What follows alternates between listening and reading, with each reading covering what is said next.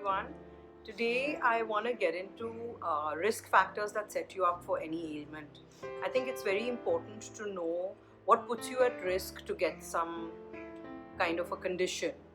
It could be a virus, it could be a flu, it could be something more serious in nature.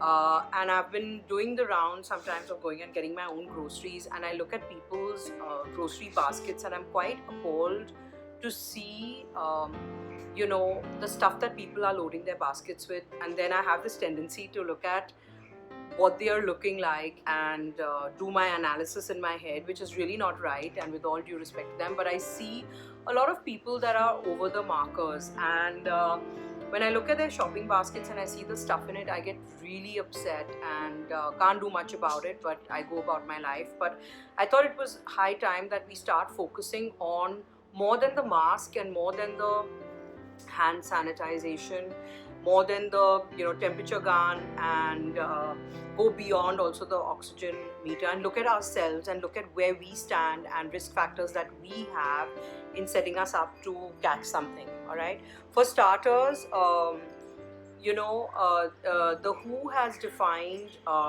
certain parameters pointing to something called metabolic syndrome. Metabolic syndrome is a set of conditions that point towards diabetes and that point towards heart disease. Cardiovascular disease, as we call it, CVD, is going to be one of the biggest reasons for people to die in India, at least this year. That's the prediction. And if that's the case, then we have to look at the conditions that set us up for metabolic syndrome. Apart from that, in my experience, whatever work I've done, I've also come up with certain other things, which is not my own, obviously, pointers that come up when you're consulting people on what sets them up. So for starters, metabolic syndrome, defined by the WHO, happens to people with generally suffering with a number of conditions like cholesterol, triglyceride, high cholesterol, the bad variety, high triglyceride, imbalance in your blood sugar levels, consistent high blood pressure over time. Of course, when I say blood sugar levels, I mean insulin spikes happening all the time. And also, if your BMI is off, that's your body mass index, and waist circumference, which is central obesity. So, men having their waist anywhere above 40 inches and women above 36.4 inches puts you at a bit of a risk for metabolic syndrome. Apart from that, there are certain other conditions which come into play, and what I've seen in my experience is inflammation happens to be one of them. I've been talking a lot about it on my posts, and leaky gut, which sets you up for most conditions. Even like Ayurveda tells us, leaky gut is really important to pay attention to. Your Agni, your digestive fire, is very important. So I keep stressing about that. And also, Candida, which I'm seeing happening in a lot of women who come to me, and a lot of men who come to me. This is the overgrowth of a negative bacteria called Candida albicans, which I keep stressing on, which puts people off and sets them up for risk.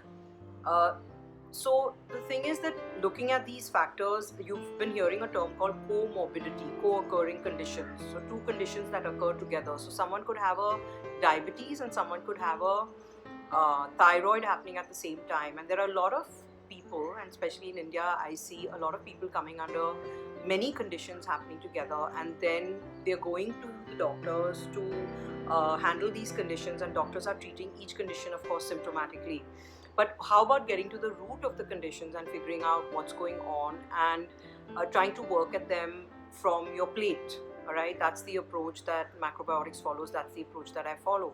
So when you're looking at rectifying these conditions, if any of you are in the conditions that I've highlighted above, or do feel you all are there, then what you should be doing is first checking yourself out. So the first thing to do is look at all your parameters on a test.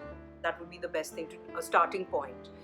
You do your glucose tolerance test, which gives you an indication of diabetes. You do an HB1AC if that test is off. That gives you a sugar average for 3 months. You do your cholesterol and triglyceride levels to see where you stand. You do CRP, which gives you your inflammation marker. It tells you where to stand. I mean, I'm just telling you tests to look out for. You could consult your doctor on this as well. And you look at your liver markers, very important also to see where you stand with your liver. A lot of people get non-alcoholic fatty liver, so that's a good thing to keep in mind as well. So once you get a reading or you have a slight indication with Candida, there's really not much you can do. You can look at your pH, but also you have signs like I've outlined them numerous times in many of my books, but basically you're looking at this your weight being high, that craving that happens at 3 p.m, mental fogginess that goes on, a little bit of leaky gut, so you're suffering with gut issues, you have a allergy that's occurring all the time, you have your food intolerances. So these are all pointing in directions where you're feeling that you're off. All right. So there is a Candida test I've provided, also Candida Quiz sort of a thing in my beauty diet. You can have a look at that. Having said that, once you identify what's going on, then you start rectifying the condition.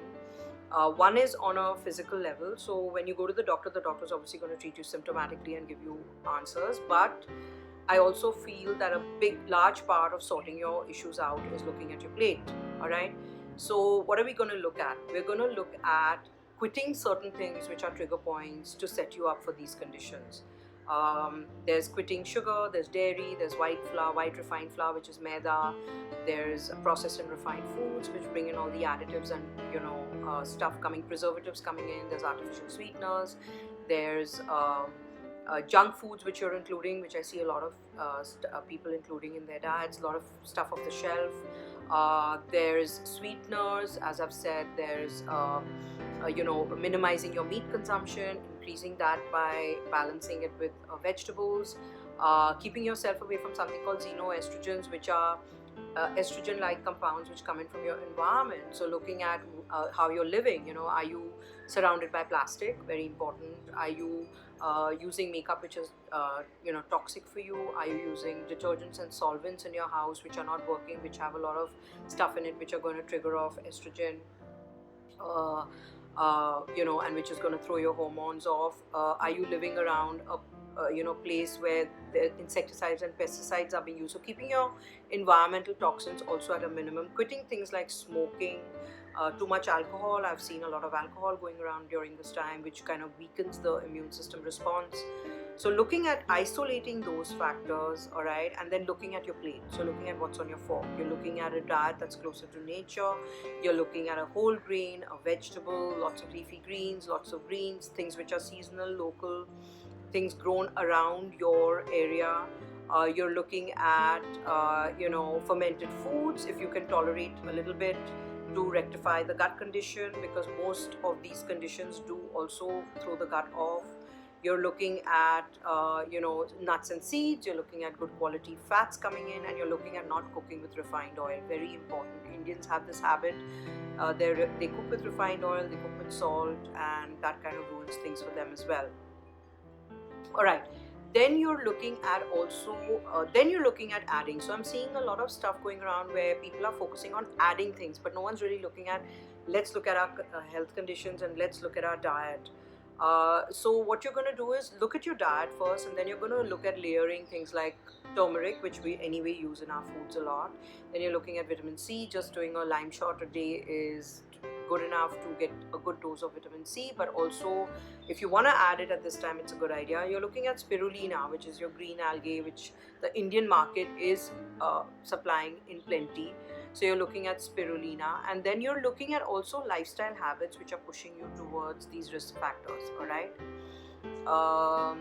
There are a lot of lifestyle habits that are also pushing you. For starters, there's irregular eating habits and at meal times. There's skipping breakfast. There's lack of sleep. All right. Stress-related eating. Cooking on extremely high heat, which puts you off and sets you up also for inflammation, which Indians do a lot. We cook a lot on high heat. There's also skipping meals and not eating on time. There's this binge eating which happens. There's lack of exercise. okay, which is also adding to something which could set you up, which is loss of muscle mass, because as you grow older, your muscle mass does go down. It's called sarcopenic obesity, which happens with age. So you're looking at setting yourself up with good exercise for good muscle mass, all right, as you're aging.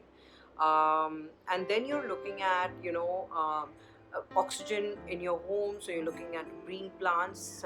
You're surrounding yourself with green plants, keeping yourself away, like I said, from endocrine disruptors in your environment. And you're looking at meditation, and you're looking at something to handle your emotional stress, because a lot of people are going through emotional stress at this point in time. And you're looking at then completing the cycle to reduce your risk factors, to help you come into balance so that you can deal with things better. All right, so let's look at it from that perspective and that point of view. We're looking at it from the topical point of view. We're protecting ourselves with masks, we're protecting ourselves with gloves, we are washing our hands all the time, we're our gates are being checked. In a city like Bombay, we're living in flats, so our gates are being checked with thermal guns and whatever, your oxygen meters and things like that. But you're also going beyond and looking at yourself with these conditions, or your family members who have these conditions. Of course, protecting your elderly and protecting your your kids, but looking at yourselves and saying, like, listen, do I have any of these risk factors, or do I have 2 or more conditions that is making me more susceptible to catching something? Why it becomes a public health concern, and why we must take it up seriously, is because India does have a large number of diabetes, okay? Type 2 diabetes, it's huge, and we all know that we are the diabetic capital very soon. And we also know, like I said, heart disease is going to be really the number 1 cause of death this year. So obviously that's putting us at a larger risk to start looking at these factors that set us up for something like that. So I hope this is a meaningful discussion to spur some thought.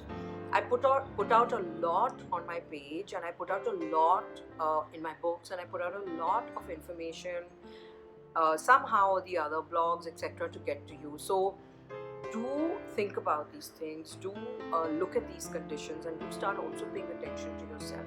Very important if you'd like to beat anything that comes your way, leave alone what we're going through at the moment. All right, good luck, and be happy, be kind, and keep tuning in, keep sending me responses. I love hearing from you. Bye.